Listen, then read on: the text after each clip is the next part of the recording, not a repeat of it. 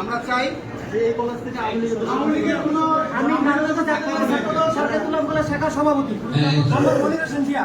আপনি আওয়ামী লীগের দোষর, আন্দোলনের